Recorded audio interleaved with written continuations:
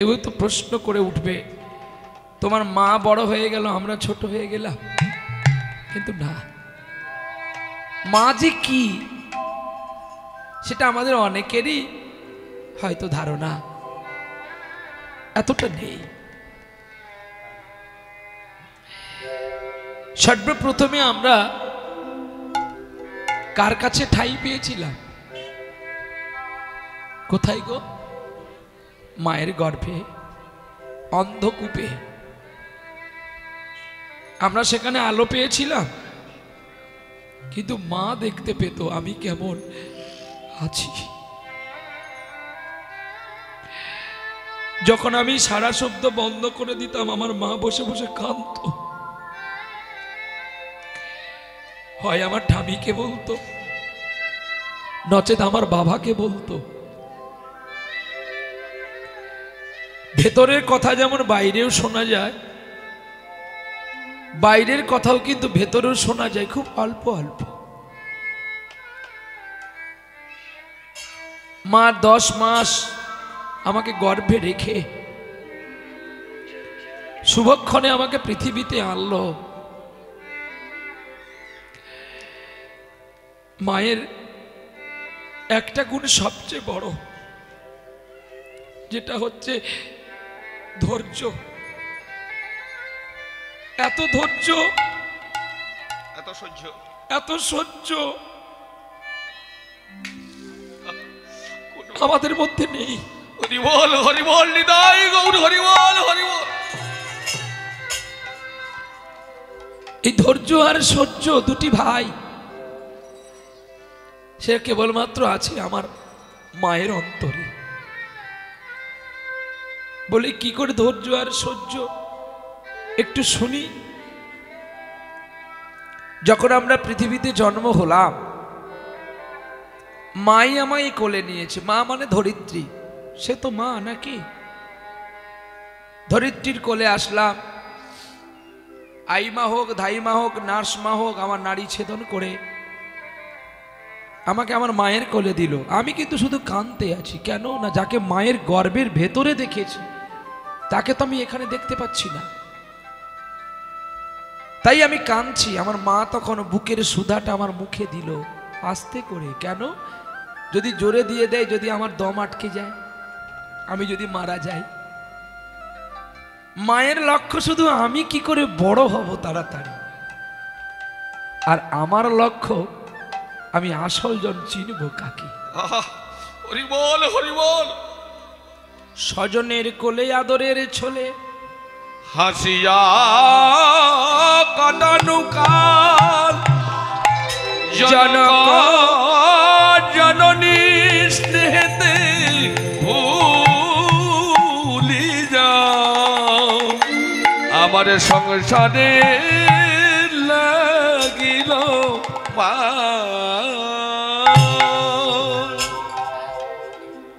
আমরা মায়ের কোলে একটু একটু করে বড় হলাম। যখন আমার 5 মাস বয়স হয়েছে, শীতের রাত, বৃষ্টি হচ্ছে, সারাদিন আমি সেদিন খুব পেশাব করেছি। আর যতগুলো আমার ছোট ছোট কাপড় ছিল সব ভিজে গেছে। এখন মা বাবার আমি 3 জনে একটা বিছানার মধ্যে ঘুমিয়ে আছি। তাহলে আমি কোন জায়গায় থাকবো গো? হ্যাঁ, মাঝখানে। কিন্তু আমি কি সেই সন্তান যে বাবা মার মাঝখানে আমি দেওয়াল হয়ে দাঁড়াবো? না, মা তখন কি করলো, এক সাইডে আমাকে রাখলো। কেন না, ঘুমের ভোরে যদি আমার বাবা আমার বুকের ওপরে পাটা ঠেকিয়ে দেয়, পাশে যদি আমার দম বন্ধ হয়ে যায়, ঠিক তেমনি আমার মা তাই এক পাশে আমাকে রাখলো। আমি রাতের বেলায়, মা বাবা সবাই ঘুমিয়ে আছে, আমি হঠাৎ করে কেঁদে উঠেছি। ঘুমটা আগে কার ভাঙবে গো? হ্যাঁ, মায়ের ভাঙবে। কেন? আমার ছেলে কাঁদছে। তাড়াতাড়ি করে বুকের সুধাটা আমার মুখে দিল, দিয়ে আমার পেছনে হাত দিল। পেছনে হাত দেয় কেন গো? হ্যাঁ, দেখছি আমি পায়খানা করেছি না পেশাব করেছি। যখন দেখলো আমি পায়খানার পেশাব দুটোই করে ফেলেছি, আর বুকের সুদাটা কেন মুখে দিল বলো তো? কাছে তো বাবা ঘুমিয়ে আছে, সারাদিন পিয়ারা বাগানে রোদ্রুতে কাজ করে বারাইপুর পিয়ারা নিয়ে যায় রাতের বেলায়। এইটুকু সময় যদি ও না ঘুমায়, ওর ঘুমটা যদি ভেঙে যায়, মায়ের লক্ষ্য দুটি, একটা ছেলেকে বাঁচাতে হবে আর একটা আমার ছেলের বাবাকেও বাঁচাতে হবে, আমার যাই হয় হোক কি না। কোন স্ত্রী যদি বলে আমি মরে যাই, তার স্বামী কখনো বলে না তুমি এই কথাগুলো বলছো কেন।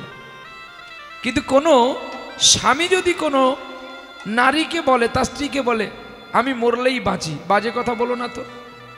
কেন, তুমি কি যম মহারাজের ধারো নাকি যে কথাটা বলবে? তাহলে কতখানি মা তার সন্তানকে এবার সংসারকে প্রতিপালন করে দেখো। এবারে মা কি করলে, আর তো কোনো কাপড় নেই, তাই তার নিজের কাপড়টা ভালো করে ডবল করে ভাঁজ করে ওই পেশাব আর পায়খানার কাপড়টাকে বাইরে বের করে দিল।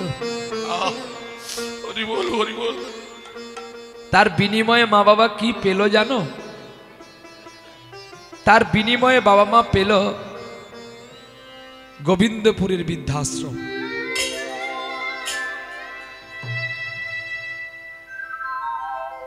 এখানে অনেক বৃদ্ধাশ্রম আছে। আমি আপনাদের এলাকায় একদিনে নয়, আমি বহুদিন থেকে এসেছি। সেই যখন আমার 14 বছর বয়স ছিল, আমি গুরু মহারাজের সঙ্গে ঘুরেছি। আপনাদের বেদ পাঠের স্কুল আছে না, যেনার এক ছেলে যিনি আমেরিকায় থাকে, ক্যান্সারের ডক্টর, আমি ওনাদেরকে বাড়িতে বলবে প্রহ্লাদের কথা চিনে নেবে। বিশু বাচ্চু, গোবিন্দপুরের মিষ্টি, অনিতা সুইটস। আপনারা জানেন যেদিন বেদের মেয়ে জোছনার বই সিরিয়ালের রেকর্ড হয়েছিল, ওই গোবিন্দপুরের কাছে যে কালী মন্দিরটি আছে রোডের কাছে বাইপাসে, ওই কালী মন্দিরে আমি গুরু মহারাজের সঙ্গে বসে বসে হারমোনিয়াম নিয়ে গান শিখেছিলাম, আর তখনই বই শুটিং হয়েছিল। আমি সেদিন থেকে এসেছি। যাক, ভাগ্যক্রমে ভগবান আমাকে আপনাদের চরণ কমলে ঠাঁই দিয়েছে, সেটা বড় কথা নয়। কথাটা হচ্ছে আচরণ আর আবরণ মানুষকে একটা ভালো পথে পৌঁছে দেয়। রাধে রাধে।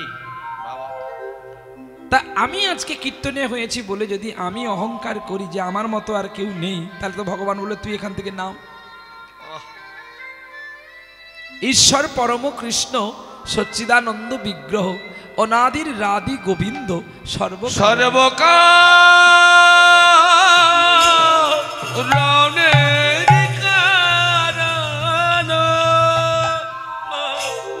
আহা, মায়ের গুণ দেখেছ? মা দুটো কুলকে রক্ষা করে আমাকে বড় করলো। আজ সেই শিক্ষিত সমাজ সময় মতো বাবা মাকে দুটো খেতে দেয় না। কি হবে আমাদের মতো কীর্তনেকে এনে এত টাকা দিয়ে? লাভ কিছু হবে?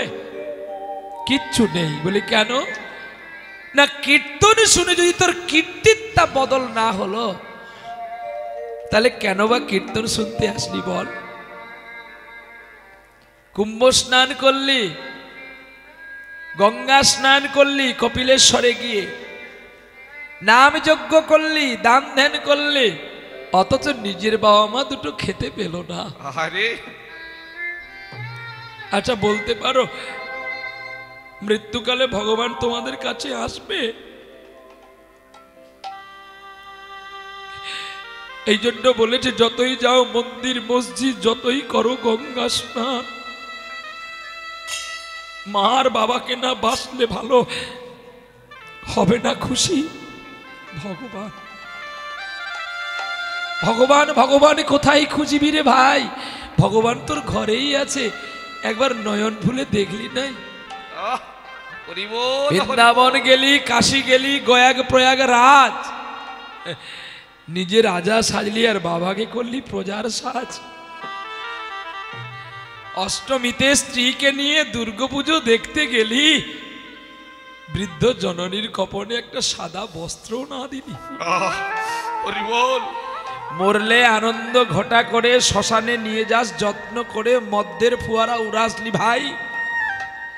শ্রাদ্ধর দিনে অনেক গ্রামের মানুষ খাওয়ালি বুঝি, মাকে দিলি ছাই।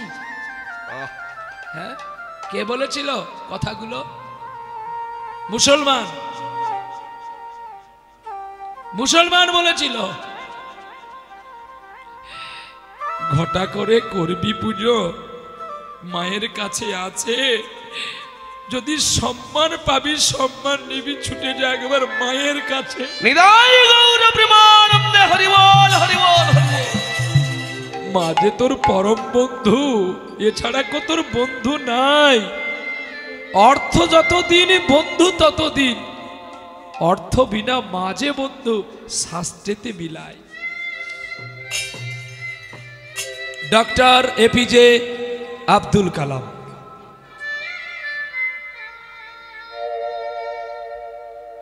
জানো ডক্টর আব্দুল কালামের জীবন কাহিনী? ফেরিওয়ালা ছিল, খবর কাগজের ফেরিওয়ালা। দুধ বিক্রি করত মানুষের বাড়ি থেকে দুধে দিয়ে, কিন্তু কখনো কাউকে দুধে জল দিত না এবং দুধ কম কাউকে দিত না। বলতো, বাবুজি আমাকে 1 পয়সা বেশি দাও না গো, আমার 8টা ভাই আছে, আমার বাবা নাই।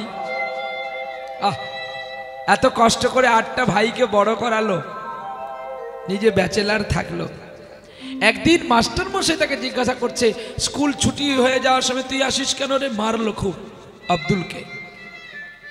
আব্দুল তখন কষ্ট করে বলছে,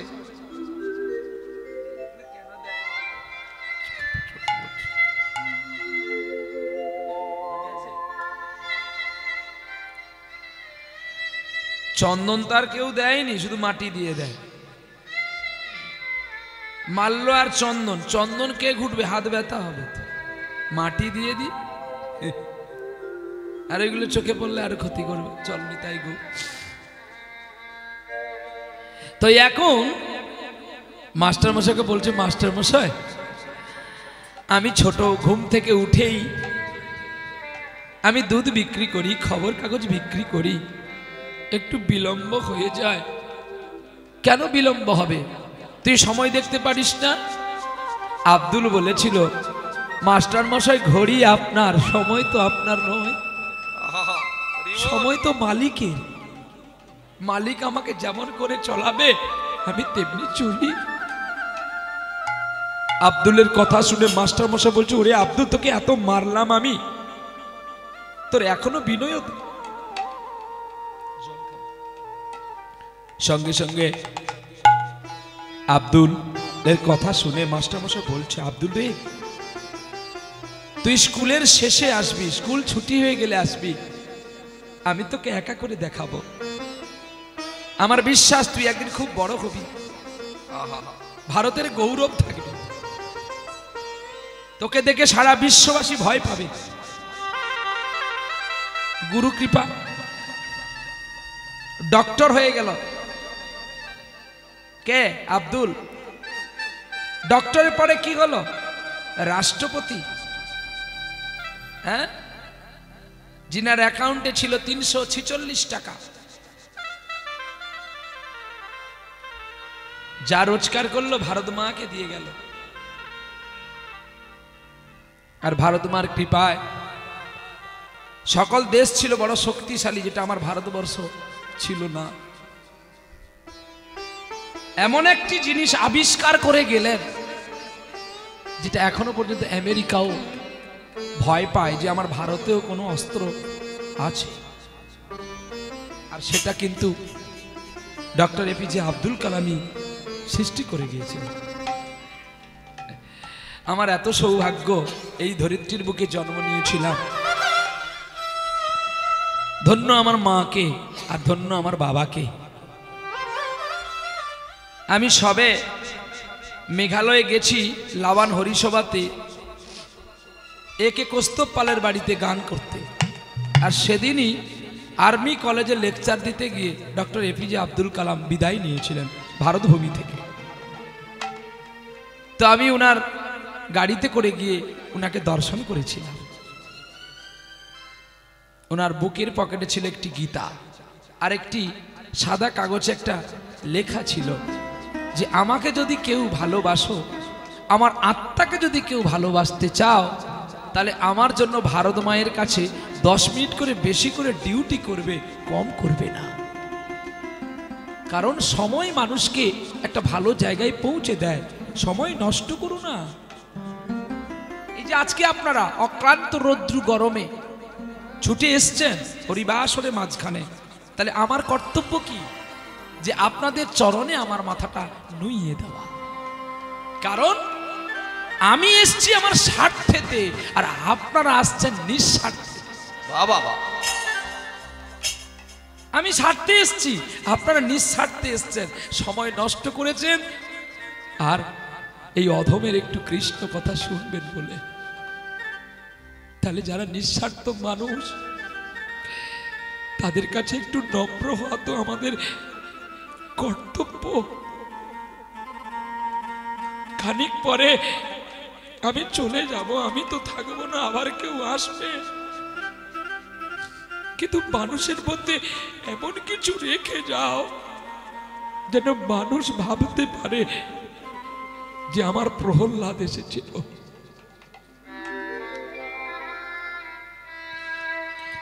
দিন গেল রে হেলাই ভেলায়, কেন একবারে ডাকলি না? দিন গেল তোর হেলাই ফেলাই, একবার ডাকলি না। ও তোর দিন গেল তোর হেলাই ভেলায়, তার একবার ডাকলি না। দিন গেল রে হেলাই ভেলায়, একবার ডাকলি না।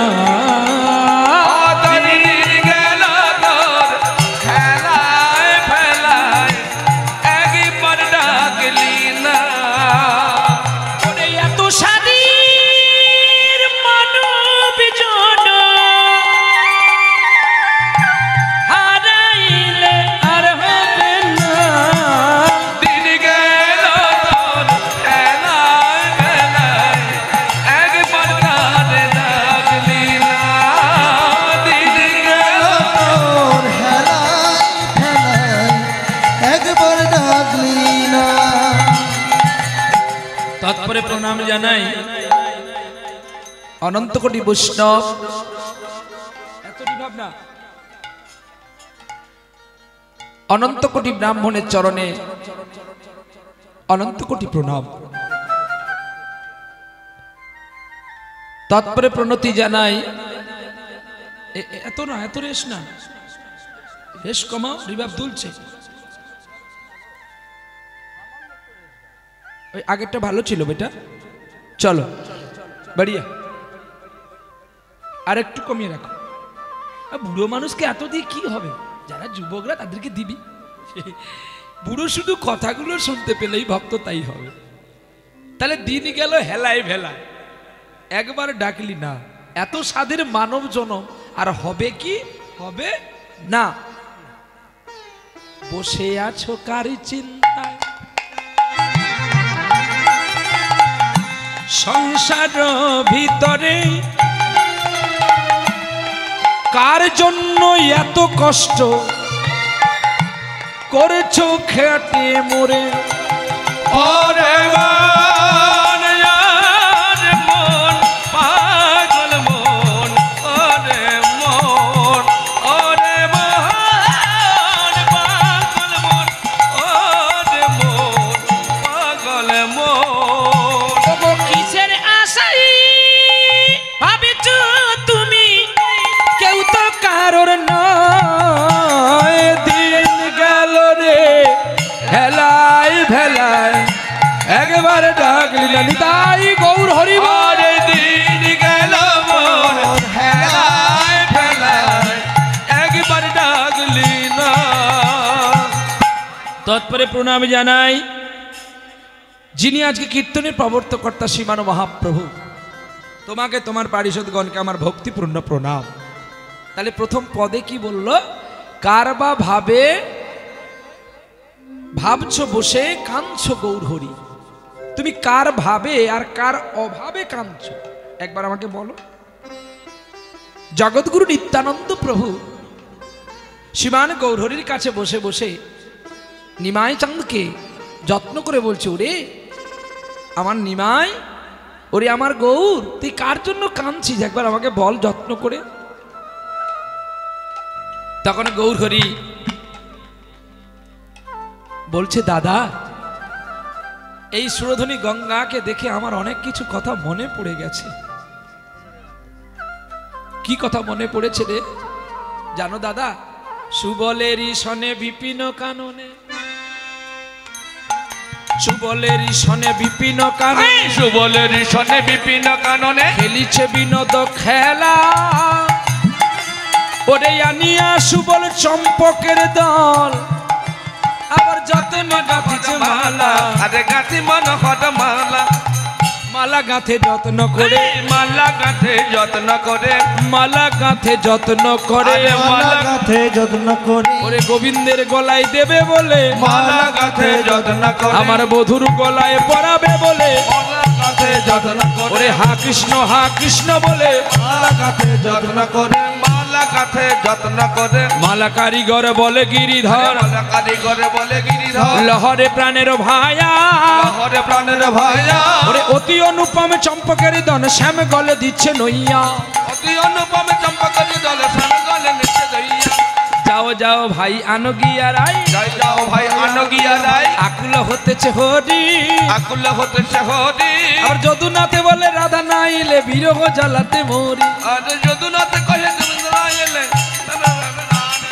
রাধা ছাড়া প্রাণ বাঁচে না, রাধা ছাড়া প্রাণ বাঁচে না, রাধা ছাড়া প্রাণ বাঁচে না, রাধা ছাড়া প্রাণ বাঁচে না, বলে রে সুবল বলে রে মোরে, রাধা ছাড়া প্রাণ বাঁচে না। বলে রে সুবল বলে বলো জয় রাধে শ্রী রাধে বলে, রাধা ছাড়া প্রাণ বাঁচে না, জয় রাধে শ্রী রাধে বলে, রাধা ছাড়া প্রাণ বাঁচে না, বলে রে সুবলে ধীরে ধীরে, বলে রে সুবল প্রাণ বাঁচে না, রাধা ছাড়া প্রাণ বাঁচে না, বলি সুবল তোরে।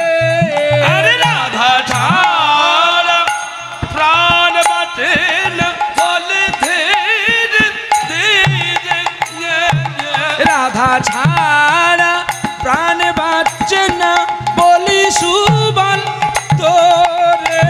আমার রাধা ছাড়া প্রাণ বাঁচে না, বলি সুবল তোরে, এনে দে আমার রাই কিশোরী, নইলে বাঁচব না রে, নইলে বাঁচব না রে, ওরে দে নাই আমার রাই মিলায়, আরে দে না আমার রাই মিলায়ে, ওরে দে নাই আমার রাই মিলায়, আরে দে না আমার রাই মিলায়ে, ওরে রাধা ছাড়া প্রাণ বাঁচে না রে রাই আমার রাই মিলায়ে, ও রাধা ছাড়া প্রাণ বাঁচে না, আরে দে না আমার রাই মিলায়ে, রাধা ছাড়া প্রাণ বাঁচে না রে, দে নাই আমার রাই মিলায়।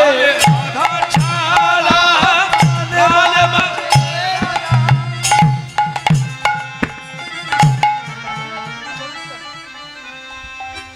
বলছে এগুলো হচ্ছে মহাপ্রভুর অঙ্গ। আস্তে আস্তে এইসব তালগুলো হারিয়ে যাচ্ছে।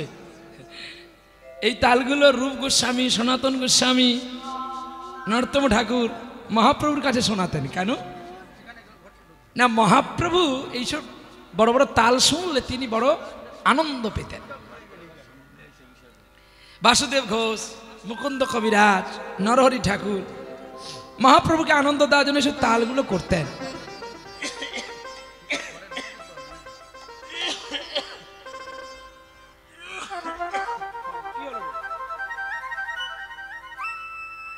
তাই এইসব তাল আমাদের একটু করে সম্প্রদায়ের মধ্যে বা সম্প্রীতির মধ্যে রাখা কর্তব্য। তো যাই হোক বাবা, সেই পূর্বের ভাব মনে পড়ল কি না, চম্পক ফুলের মালা যেই গোবিন্দের গলায় পড়েছে, চম্পক বরণী রাধার কথা গোবিন্দের মনে পড়েছিল। তাই মহাপ্রভু সুরধনী গঙ্গার তীরে বসে বসে কাঁদছে, আর হেন সময় তার দুঃখটা আমার নিমাই চাঁদের দুঃখ নিতাই চাঁদ দেখে ফেলেছে। ভাই, ও ভাই, তুই বসে বসে কাঁদছিস রাধা ভাবে ভাবিত হয়ে?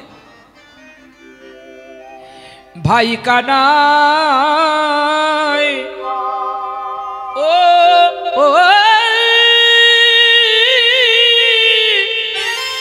ভাই কানাই, ওরে ভাই কানা, আ আ আ ওরে ভাই বনমাঝে কথা। ভাই রে, তুই যে আমার কাছে বায়না ধরলি, আমি বন মাঝে এই দুপুর বেলায় আমি কোথায় পাবো তোর প্রেমময়ী রাধাকে? ভাই কানাই, বন মাঝে রাধা কোথা পাই ভাই কানাই,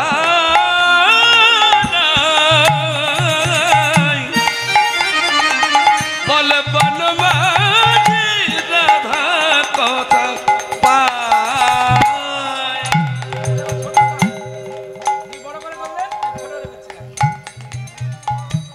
ভাই কানাই, বন মাঝে রাধা কোথা পাই? বনের ফল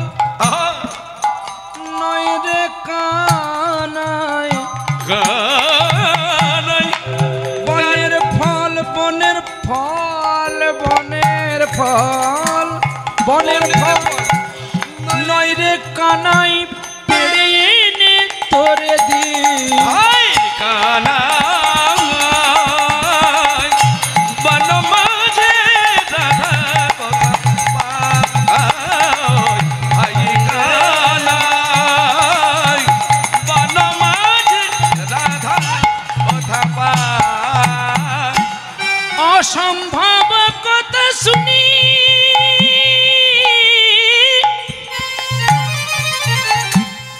বড়ই দুঃখ হয় রে মনে, অসম্ভব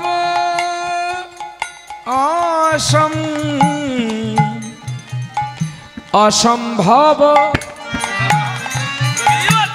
অসম্ভব অসম্ভব অসম্ভব কথা শুনে কেন বড় দুঃখ হয় রে মনে? আবার কুলবধূ দিন মানে কেমনে মিলায়, বন মাঝে রাধা কথা পাই। ভাই কানাই, বনমাঝে রাধা কথা পাই। ভাই কানাই, বনমাঝে রাধা কথা পাই। জটিলা কুটিলার কাছে রাধা আনবার বাধা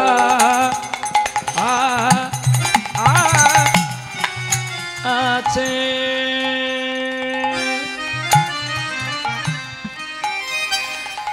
জটিলা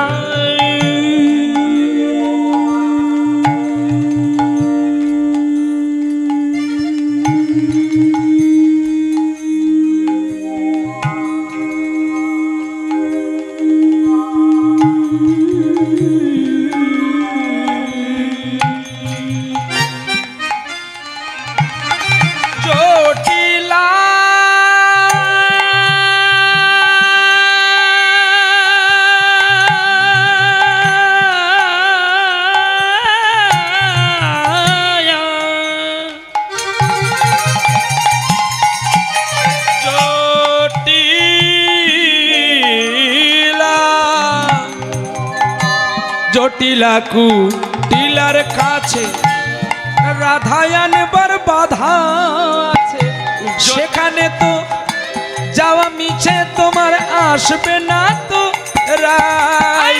আরে বন মাঝে নিতাই গৌর হরি বল। ভাজিন কানাই বন মাঝে রাধা কোথা পাই। ভাইরে কানাই বন মাঝি রাধা কথা পায়। ও ভাই, তুমি মিছে কাঁদছো আমার কাছে, আমি পারবো না তোমার কানাই রাধা রানীকে এনে দিতে। সেই মনে পড়ে যায় রাধা মিরয়ের কথা, তাই সুরধনী গঙ্গার তীরে যখন কাঁদছেন আমার চেমের প্রেমের ঠাকুর গৌর সুন্দর, আমার এই গৌর সুন্দরের দুটি হাতটি ধরে বলছে, পাগল কোথাকার, আমি ঠিক সময় তোকে মিলিয়ে দেবো, চল বাড়ি চল। আহা, শ্রীমান চৈতন্য মহাপ্রভুকে নিয়ে জগৎগুরু নিত্যানন্দ প্রভু বাড়ি এসেছিলেন। আর জগৎগুরু নিত্যানন্দ প্রভুকে পাবার পরে নিমাই চাঁদের ভাব আর প্রেম আর ভক্তিটুকু অনেকটাই এগিয়ে গিয়েছিল, যেটা এতদিন ছিল না। কীর্তন আমরা প্রত্যেকেই শুনি, কিন্তু কীর্তনে আমরা তার সম্মান আমরা কোনোদিন দিতে পারিনি। তার কারণ দেখো, একটা একটা করে মিলিয়ে দেখো।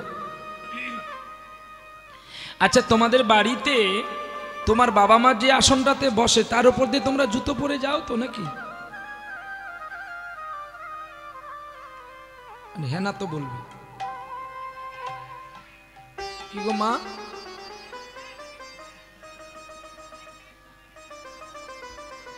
তারা যায় যারা খুব উচ্চ শিক্ষায় শিক্ষিত।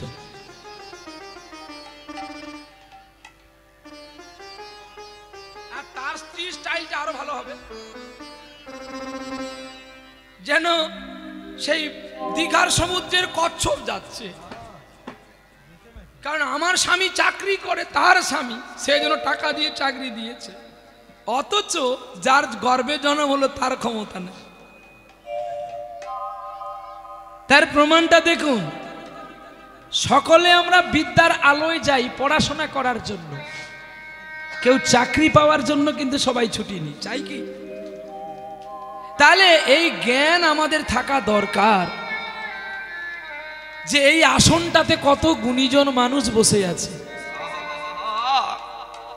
আজকে আমরা সকলে জুতো পরেই চলে এসে বসছি, কেননা যে বিদ্যায় আমরা পাঠ করেছি, কারণ যেই বিদ্যা আমরা পাঠ করেছি বিদ্যা হচ্ছে জড় বিদ্যা, যে বিদ্যায় কখনো প্রেম ভক্তির সঞ্চারিত দিতে পারে না।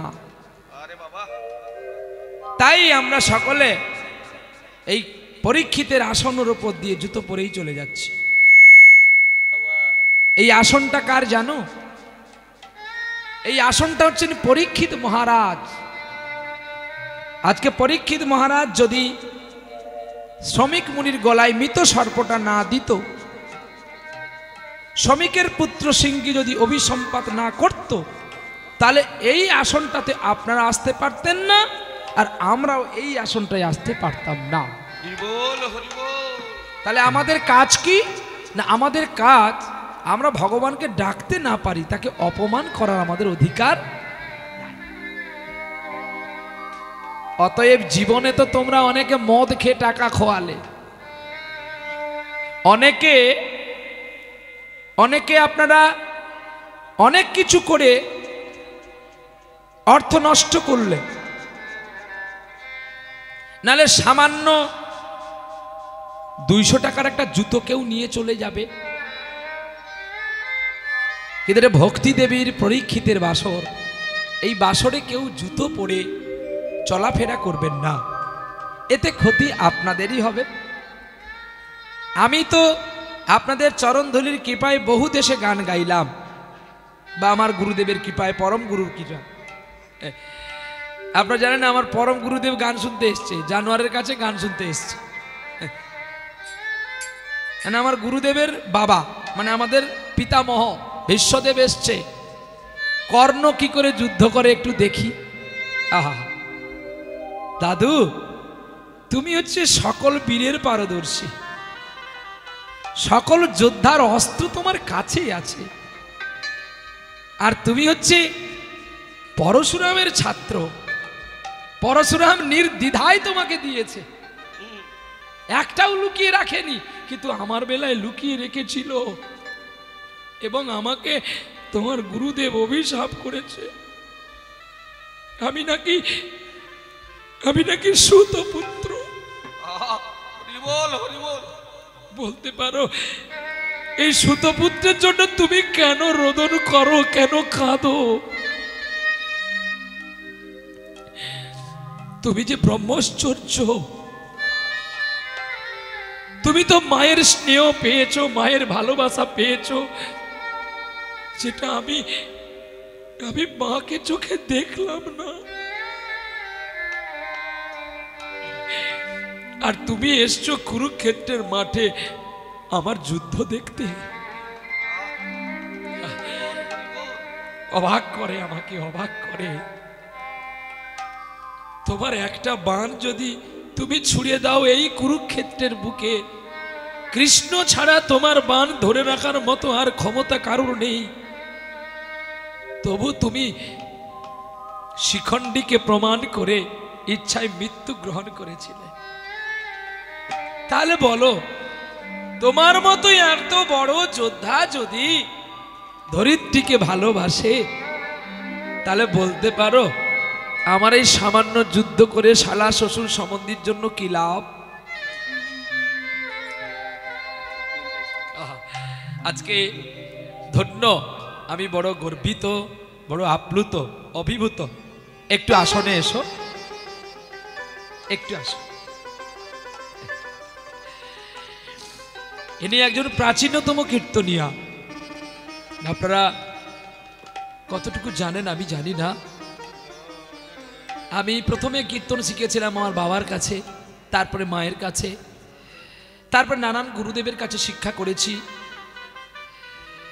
সুমন বাবুর কাছে গেছি, শেষে আমার কৃষ্ণ বাবার কাছে এসেছি, আপনাদের বাড়িতে। 24 পরগনার মুকুটমণি, যিনি বহু তাল জানেন এবং বহু সুরের দক্ষ তিনি, আর তিনার পিতা ইনি। তাই আজ আমরা পরম গুরুদেবকে পেয়েছি, আমার জীবন ধন্য। আমাকে ওনারা চলে আসার পরে দাদু বলছে, দাদু, আমি হ্যাঁ দাদু বলো না, তুই আজকে কি গাইবি? আমি দাদু আমি আজকে কলির মাহাত্ম্য গাইব। বলে তোর কলির মাহাত্ম্য ভালো লাগবে না, তুই এক কাজ কর, আমি একটা কথা বলছি, তুই সেই কাহিনীটা করতে পারবি? তুমি একটু বলো না, আমি শুনি। দেখ পাগলা, রিহার্সাল করতে হবে, বলতে হবে। ঠিক আছে, পরে তখন একবার রিহার্সাল করে নেব, নাহলে পরে তখন গাইব। তা যাক, আমরা গর্বিত আজকে আমার পরম গুরুদেবকে পেয়েছি। তিনাকে আমাদের কর্তব্য সাধু সম্ভাষণ জানানো, এবং আমি নয়, আমার সম্প্রদায় ওনাকে খুব স্নেহ এবং যত্ন করে। চলো আমরা একটু মাল্যচন্দন দাদু ভাইকে করি। আমার কাছে তো চন্দন নেই, আছে শুধু চোখের জল, আর এই চোখের জল দিয়ে আর বনফুলের মালা দিয়ে দাদুকে বরণ করি। তারপরে আমি আপনাদের কাছে পৌঁছে যাব চরণতলেতে লীলা কীর্তন।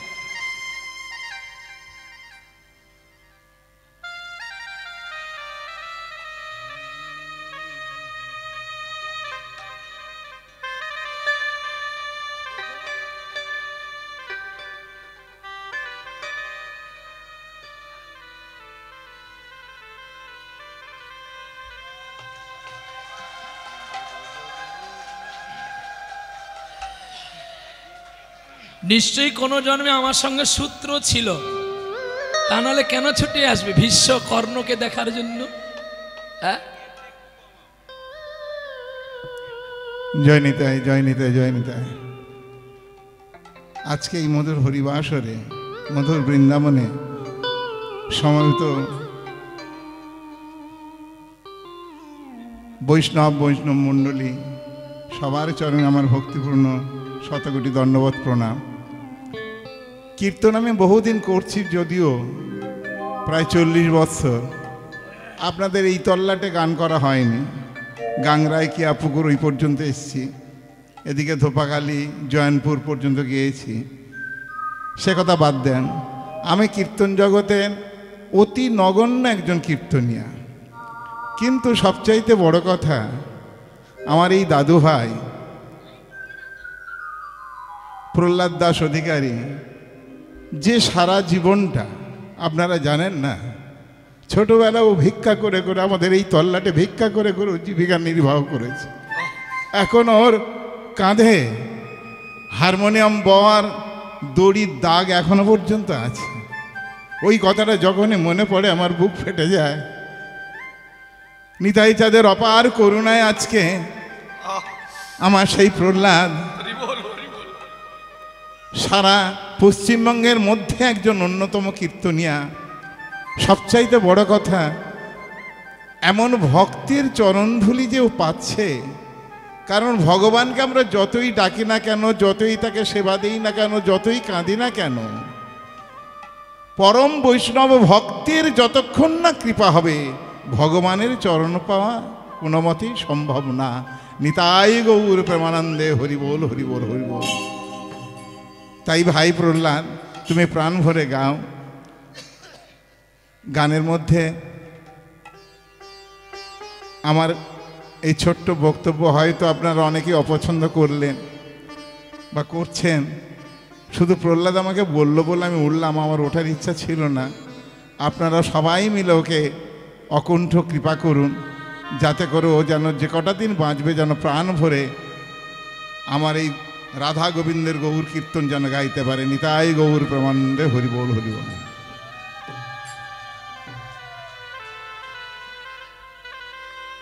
চলো আজ আমরা একটি নতুন লীলা আস্বাদন করব,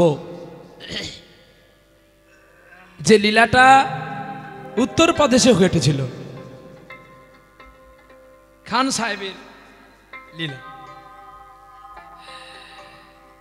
चलो ऐसी देखो कैसी मेमोरी लगा रहे हैं। मेरा माँ बिना पानी कैसे मेमोरी दे दिया। जो बात एक बार सोच लिए ना, वो बाहर कभी भी नहीं जाएंगे, अंदर से घूम के चल रहे। आज के सुनबो একজন মুসলমান জীবনের কাহিনী। খান সাহেব কি করলেন জীবনে। আজকের লীলা ভক্ত আর ভগবানের আলেখ্য মিলন। উত্তরপ্রদেশে ঘটেছিল এই অপূর্ব চিত্র কাহিনী, যেটা এখনো আপনারা কোনোদিন ইউটিউবে পাননি। আর আমিও যেহেতু আপনাদের নতুন চরণে আসলাম, তাই আজকে নতুন লীলা আপনাদের জন্য দিয়ে যাই। চলো প্রেম সে বলো রাধা রানী কি, শ্যাম সুন্দর কি, ভক্ত আর ভগবান কি, সবাই হাত তোলেনি কি। হাত তোল তোল। পা মিলে বসছিস কেন, প্রবলেম আছে? হাতটা একটু তোল। ব্যাস। বলে কেন বাবা হাত তুলবে? এবার শোনো, আগে হাতটা কেন তুলতে হয় আগে শুনে নাও, তারপরে ভালো লাগলে তুলবে, নালে না। আমি সেই কীর্তনে নয়, এই যে এই যে এই যে আমার দিকে হাত তোল, আমার দিকে দেখ, এটা না, এটা হবে না। জোর করে কোনোদিন এঁচড়কে গ্যাস দিয়ে পাকাবেন না, সেটা পেকে যাবে বটে কিন্তু খাওয়ার উপযোগী হবে না। অর্থাৎ ভক্ত যদি আপন ইচ্ছাই তোলে, সেটা তার প্রেমে সে তুলছে। কাউকে জোর করে বলাটা, জোর করে করানোটা এটা কীর্তনিয়ার কাজ নয়। আমি চলে গেলে তো আপনারা আবার করবেন না, তাহলে আমার কিছুক্ষণের জন্য বলে লাভটা কি? কি আমার গলায় মালা নাই, আমি প্রতিদিন মাংস খাই, আর কিনা এখানে এসে তিলক পরে নিয়েছি বললে হবে নাকি? আমার কথাগুলো খারাপ লাগছে শুনতে? হ্যাঁ, তাহলে আমার কাজ হবে কি না, আমার কাজ হবে যেটুকু হবে সত্য বচন। क्रोध न छोड़ा, झूठी न छोड़ा, छोड़ दिया रे क्यों सत्य वचन, छोड़ दिया रे क्यों सत्य वचन। क्रोध न छोड़ा, झूठी न छोड़ा, सत्य वचन क्यों छोड़ दिया रे, सत्य वचन क्यों छोड़ दिया। क्रोध ছাড়তে পারলাম না, ক্রোধ মানে রাগ। ক্রোধ ছাড়তে পারলাম না, হিংসা ছাড়তে পারলাম না, লোভ ছাড়তে পারলাম না, আর চিটিংবাজি ছাড়তে পারলাম না। শুধু কেবলমাত্র নামের মালা নিয়ে লোক দেখিয়ে দেখিয়ে রাস্তায় চলবো, হরি বললে তো আর হরি কৃপা করে না। এরা সুরদাসের ভজন। ক্রোধ না ছোড়া, ক্রোধ মানে রাগ। झूठ न छोड़ा, मिथ्या कथा छोड़ दिया क्यों सच वचन रे, छोड़ दिया क्यों सच वचन। क्रोध न छोड़ा, झूठ न छोड़ा, सत्य वचन क्यों छोड़ दिया रे, सत्य वचन क्यों छोड़ दिया। जो सुमिरन को जलते आए, किस लिए सुमिरन के तू भूल जाए। जय सुमिरन को, जय सुमिरन को,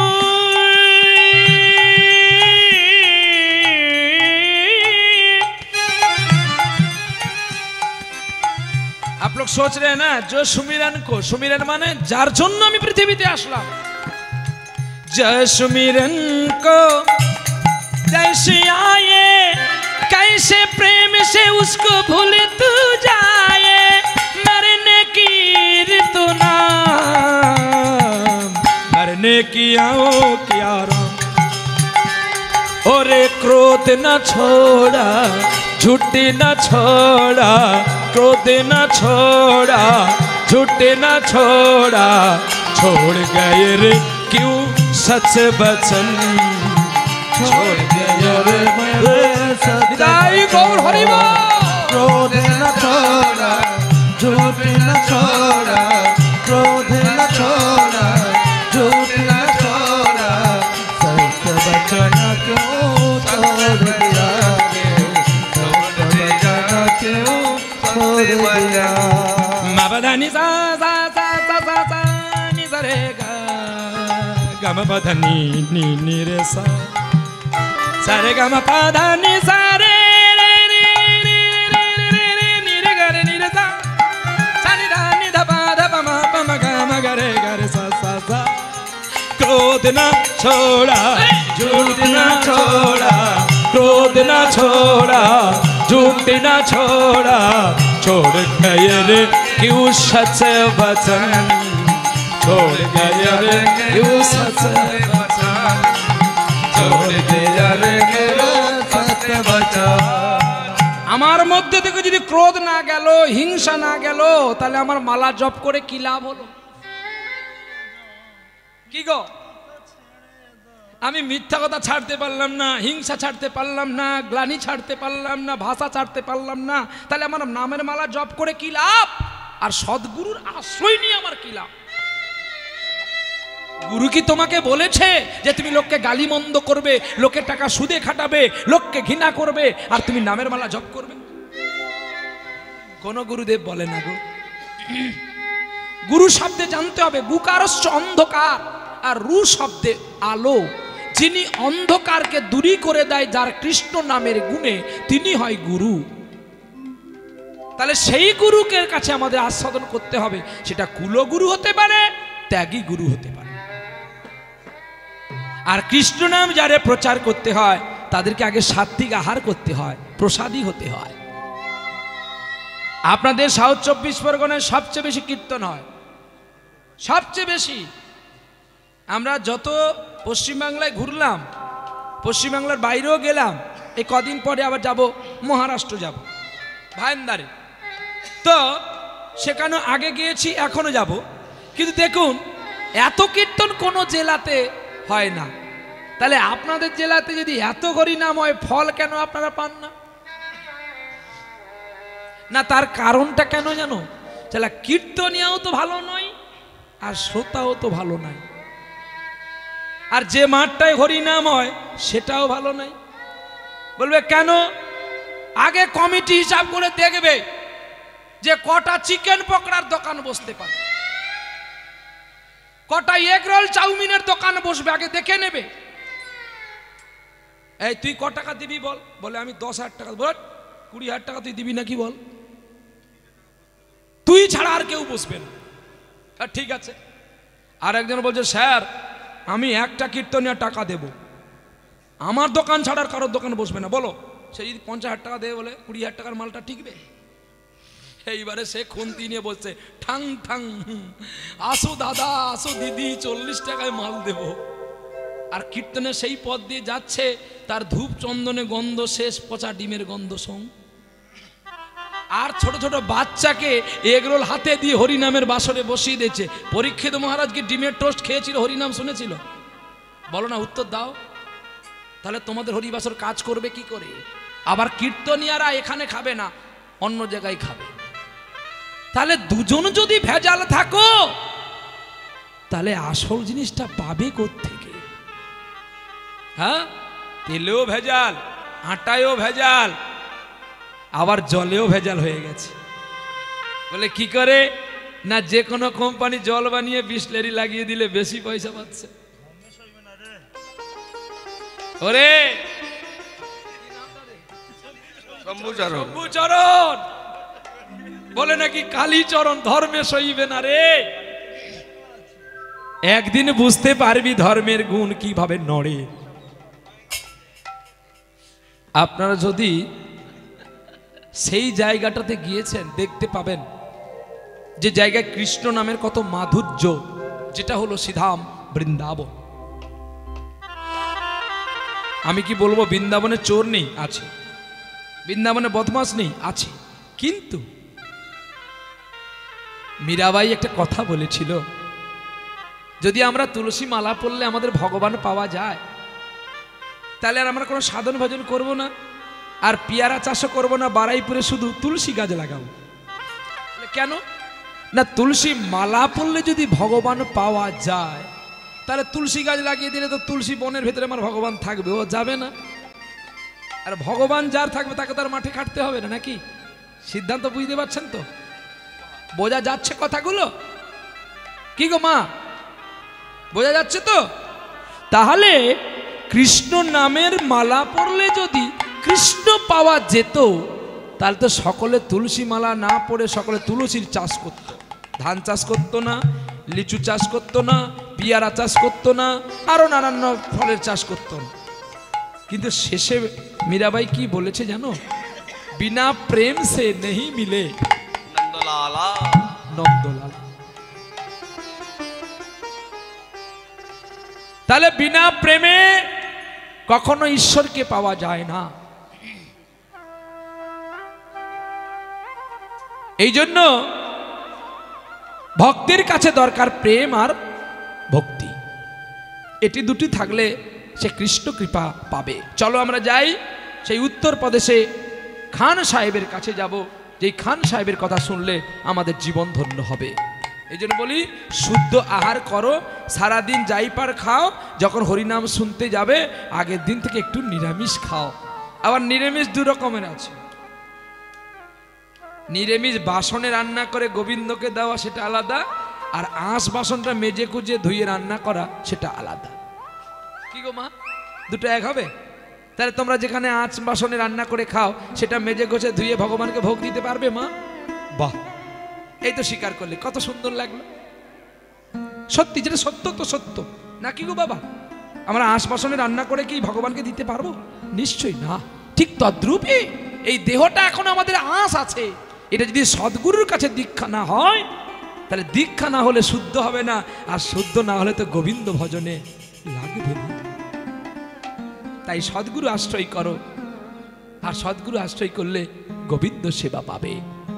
চলো, যদি গৌর না আসিত কেমনে হইত, কেমনে ধরিতাম দেখে শ্রীরাধার মহিমা, প্রেমর সসীমা জগতে জানা তোকে, জগতে জানা তোকে। মধুর বৃন্দা বিপিন মাধুরী, প্রবেশ চাতুরী বড় যুবতী, ভাবের ভকতি শকতি হইত। গাও গাও পুন শ্রী গৌরাঙ্গের গুণ, সরল করিয়া এ ভব সংসারে এমন দয়াল আর দেখি না কোনো জন, দেখি না কোনো জন। আমার গৌরাঙ্গ বলিয়া না গেলাম গলিয়া। গৌরাঙ্গ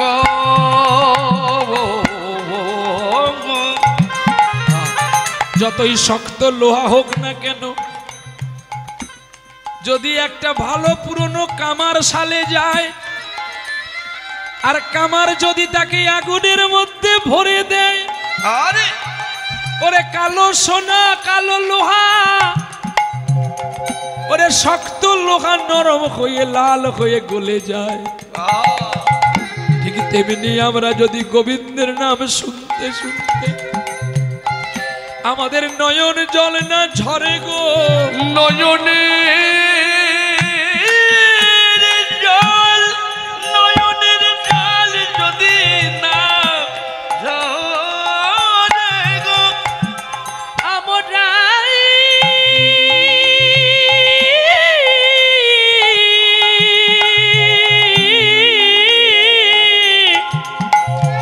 আমরা কেমনে পাবো তাহার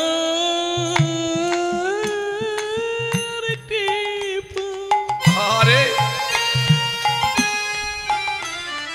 শ্রী গৌরাঙ্গ বলিয়া না গেলাম গলিয়া।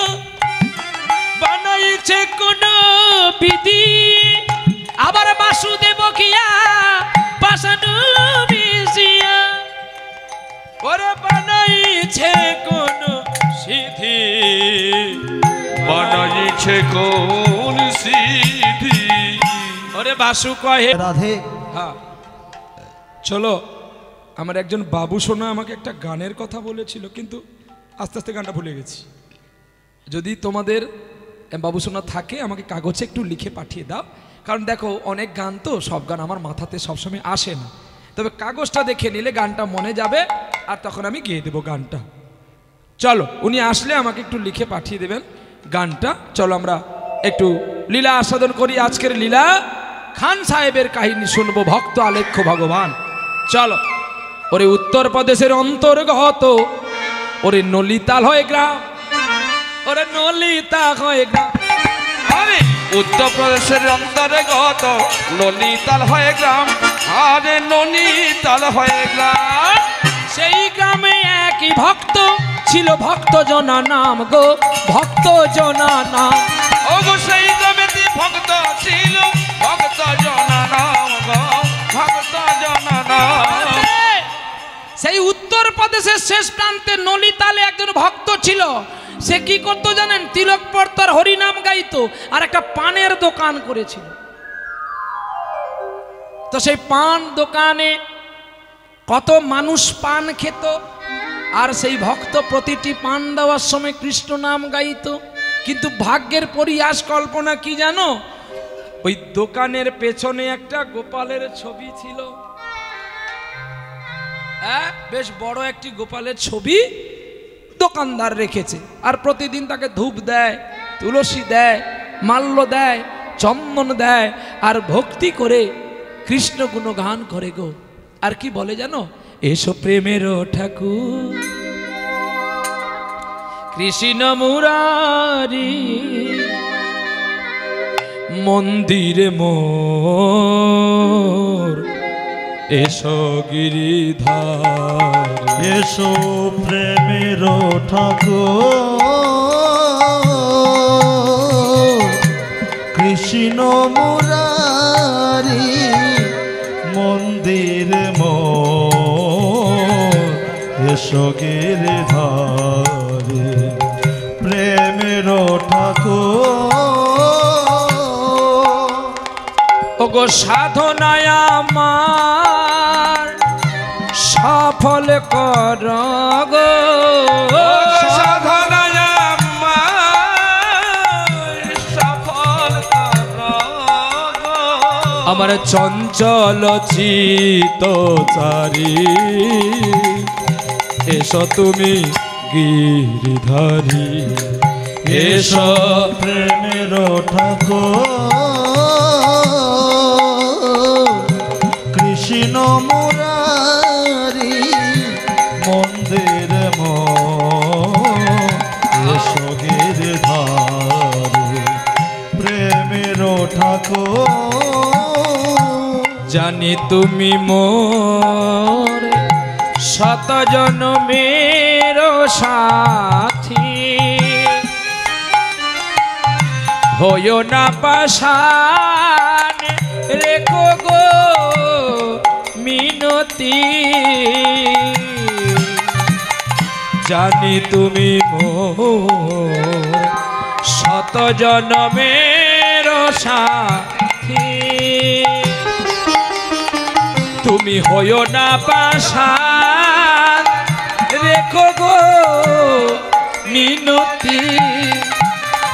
সাধনায় আমার সফল করো গো, সাধনায় আমার সফল করো গো। চঞ্চল চিত্তচারী এসো তুমি গিরিধারী, এসো প্রেমের থাকো।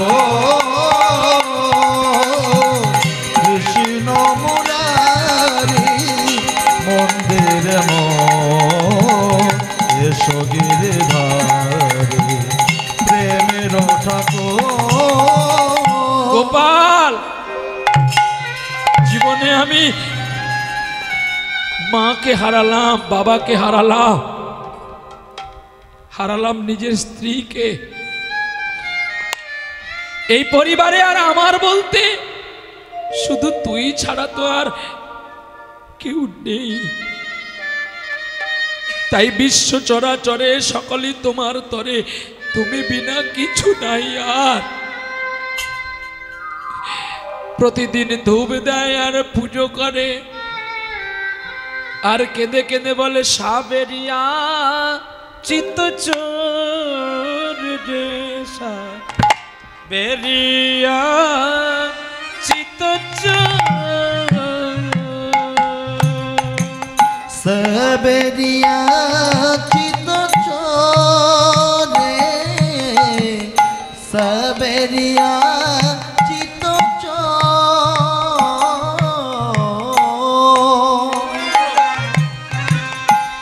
সাবেরিয়া চিত্ত চোর রে, সাবেরিয়া চিত্ত চোর, সাবেরিয়া চিত্ত চোর।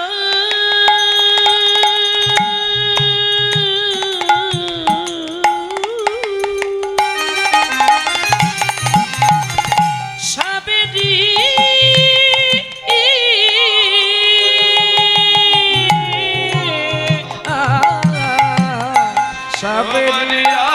চিত্ত চোর রে, সাবেরিয়া চিত্ত চোর রে, সাবেরিয়া চিত্ত চোর রে। মা পদানি সা সা সা সা সা সা নি নি ধা সা সা সা নি নি ধা সা সা সা নি ধা পা নি ধা পা মা ধা পা মা গা পা মা গা সা। সাবেরিয়া চিত্ত চোর রে, সাবেরিয়া चित चोर धरती पर आए कैसे गुन गावे साबेरी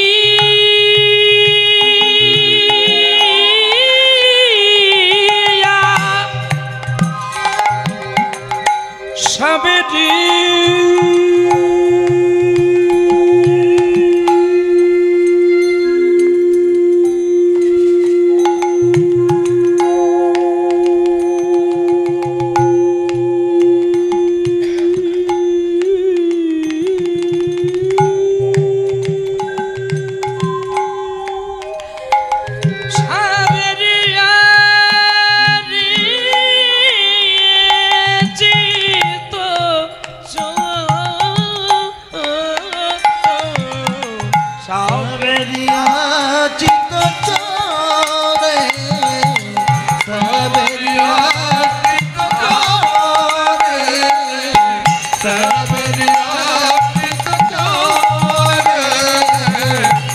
Saberia,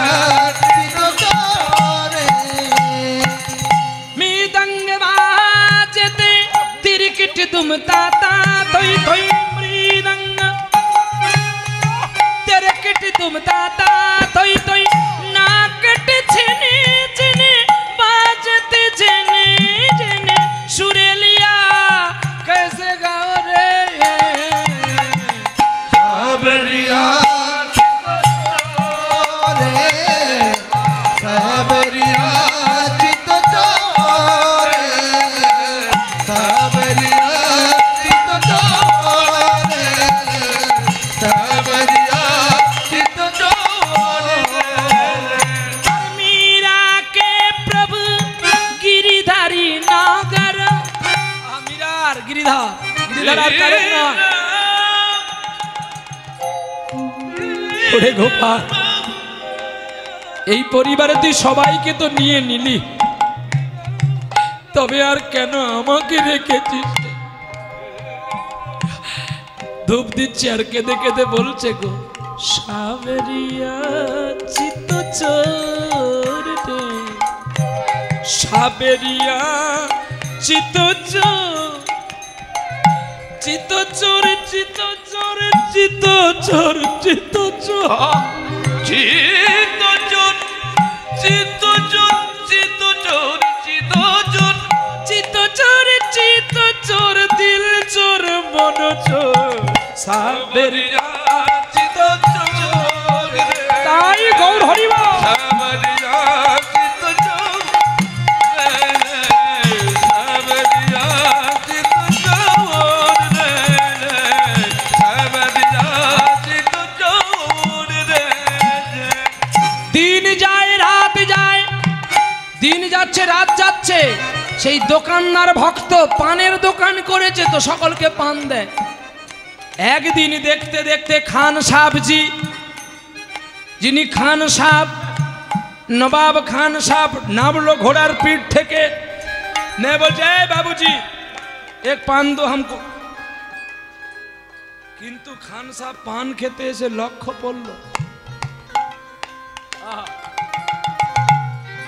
একটি গোপালের ছবিতে লক্ষ্য করল খান সাহেব জিজ্ঞাসা করছে কে হয় তোমার বলছে আমার খোকা আমার ছেলে বাহ তো তোমার ছেলের গায়ে এত গহনা দিয়েছো তার পায়ে জুতো নেই কেন তুমি কেমন বাবা ওর পায়ে জুতো দিতে পারো না একটা মৌলানা মুসলমান জমিদার যার টাকার কোনো সীমা নেই যার ধন অর্থের কোনো সীমা পরিসীমা নাই কত মানুষকে শুলে দিয়েছে কত মানুষকে প্রাণদণ্ড দিয়েছে আবার কত মানুষকে তিনি মুক্তি দিয়েছে সেই খান সাহেব বাহাদুর দেখতে পেল ভগবানের পায়ে জুতো নেই খান সাহেবের মনে হলো আমার তো অনেক টাকা আছে ওই টাকা থেকে যদি একটা ছোট্ট জুতো কিনে ওকে দিই তাহলে ওর পায়ে আর কাঁটা ফুটবে না খান সাহেবের মন কোথায় গেল পানে না গোপালের চরণে হরি বল হরি বল খান সাহেবের মন কোথায় গেল আমরা হিন্দু হয়ে শাস্ত্র সনাতন হয়ে যার চরণ চিনতে পারলাম না আমাদের থেকে অনেকটা দূরে যাদেরকে আপনারা ঘৃণা করেন ওরা গোমাংস খায় বলে গরু খেলে যদি দোষ হয় গরু বিক্রি করলে দোষ হয় না যেই গরুটার দুগ্ধ দিয়ে তোমার দুগ্ধপোষ্য বালকটার প্রাণ বাঁচালো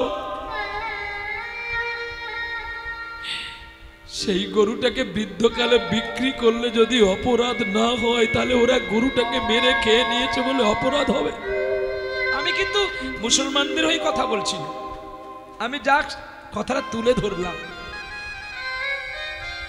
পাপী তো দুজনে তুমি আর আমি কেন বলো তো আমি এটাই জানি আমি সনাতন ধর্মের মানুষ মানে আমি বড়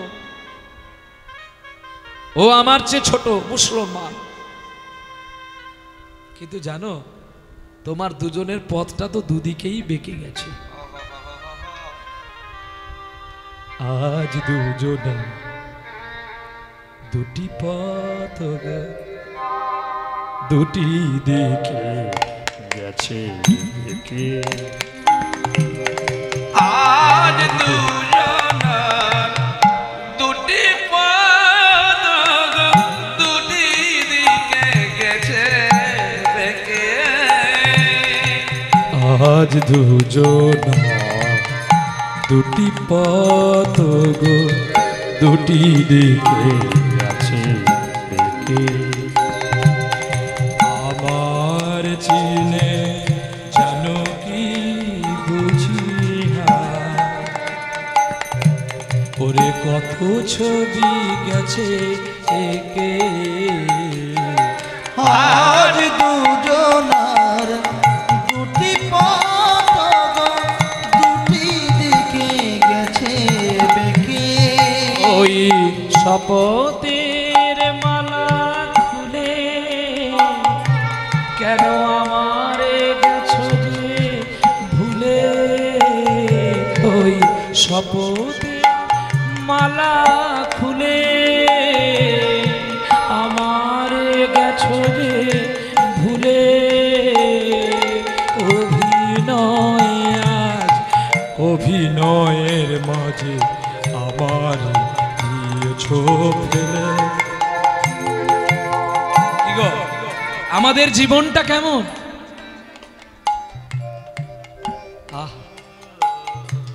কেউ আমরা ভালো নয়। যে বিক্রি করলো সে যেমন পাপী, আর যে কিনে নিয়ে মেরে খেলো সে তেমন পাপী।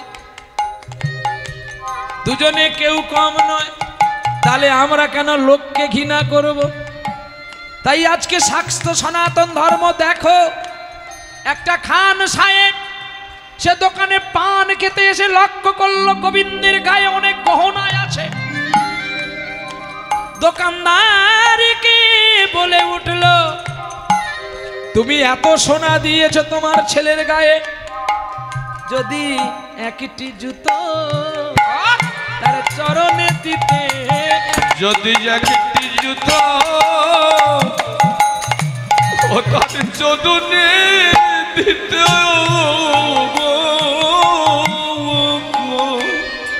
যদি একটি জুতো গোবিন্দের চোদনে দিত।